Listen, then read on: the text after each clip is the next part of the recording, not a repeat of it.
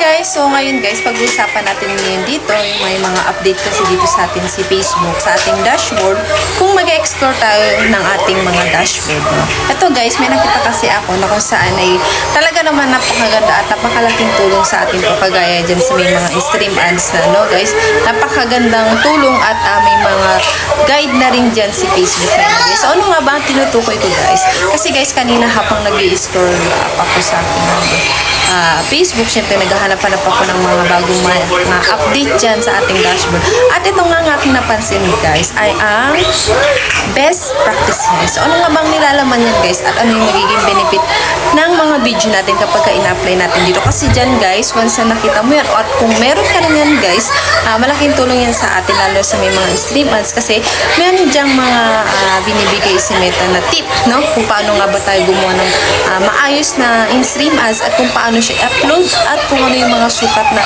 ginagamit natin dyan sa mga ina-upload nating video.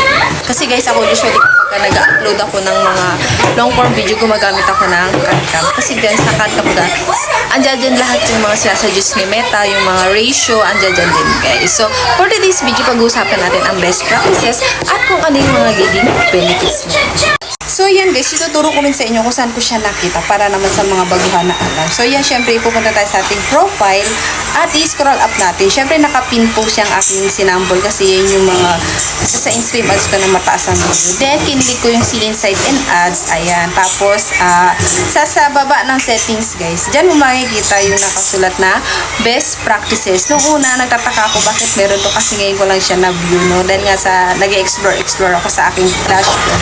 Nakita ko tong best practices and then kinilig ko yung see all na nalaman ko kung ano nga ba yung nilalaman ng best practices na to. So, ayan siya guys, diba?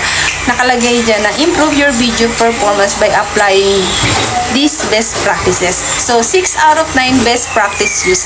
So, sa 9 na video, no, 6 na yung nagawa ko. O, diba? And then, ito nga yung sinample ko sa inyo guys, itong video na to, no?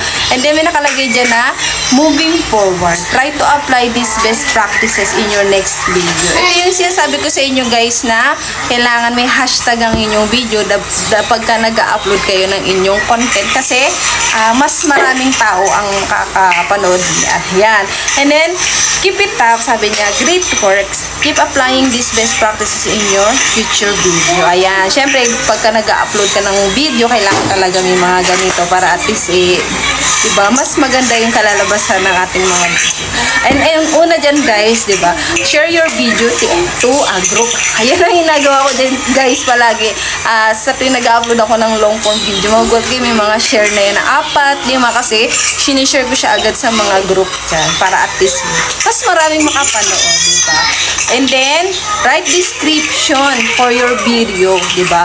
Kadalasan naglalagay tayo ng description para at least may idea na ang ating audience kung ano nga ba yung nilalaman ng ating content para naman mas mahatak mo sila, no? Para mas maingganyo sila mapanood kung ano yung video mo. Ensure your video is at least 720 pixel. Mas maganda talaga guys na malinaw ang ating video para at least mas malinaw at mas maintindihan din ng mga audience natin kung ano yung mga sinasabi mo dyan, no?